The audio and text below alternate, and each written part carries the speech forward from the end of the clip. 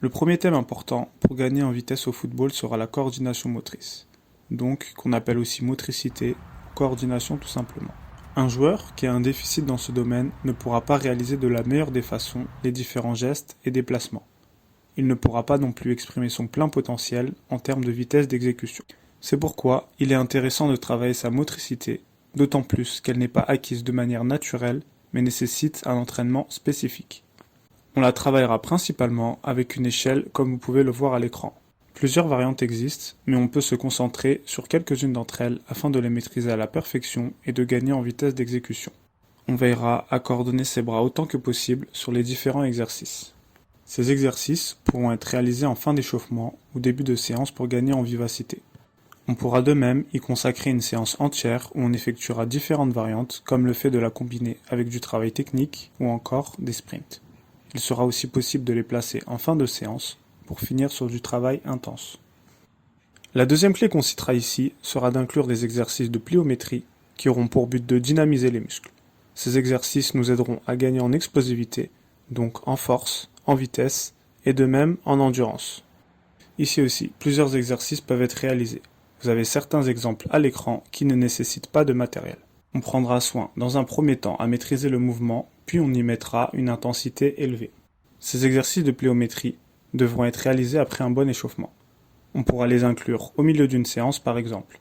Ils pourront aussi être combinés à des exercices techniques.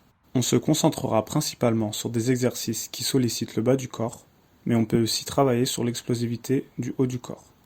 L'utilisation de ces exercices permettra aux footballeurs de devenir un athlète plus complet et ainsi de dominer sur les différents duels. Passons ensuite à la troisième clé pour gagner en vitesse, qui semble logique mais qui est nécessaire de citer.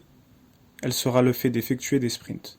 Par cela, on veut dire un travail spécifique en dehors des entraînements en club. On devra varier entre des sprints sur courte distance et des sprints sur plus longue distance.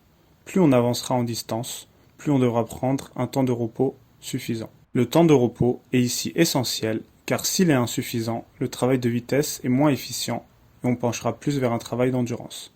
Il faudra donc récupérer pleinement ses capacités avant de repartir. Ces sprints pourront être réalisés à plat ou en pente pour accentuer la difficulté de l'exercice. On prendra soin à avoir une bonne technique de course et à se donner à fond. Les sprints sont assez éprouvants pour le corps s'ils sont répétés. Il faudra donc longuement s'échauffer et monter en régime au fur et à mesure. Cela est encore plus valable si on les effectue en pente car les impacts seront supérieurs. Enfin, la dernière clé qu'on citera sera d'effectuer des exercices de renforcement. On devra donc avoir des exercices de renforcement global, au poids du corps ou en salle, qu'on combinera avec du renforcement spécifique.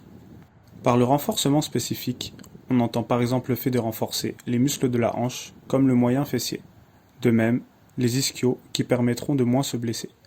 On fera aussi différents exercices de gainage, que ce soit en dynamique ou en statique. Ces exercices favoriseront un transfert de force et donc de meilleures performances. Voilà donc 4 clés importantes pour gagner en vitesse. Si elles sont appliquées, les résultats ne tarderont pas à arriver. Il est bon de noter que tout le monde ne possède pas les mêmes prédispositions à courir vite. Certains ont plus de facilité que d'autres, mais le travail bien fait paye pour tout le monde. C'est la fin de cette vidéo, je t'invite à liker, commenter et partager au maximum. D'ici là, on se retrouve très vite pour d'autres contenus sur l'entraînement. Donc voilà, je recommande ce livre pour les footballeurs. Karim Tarwat.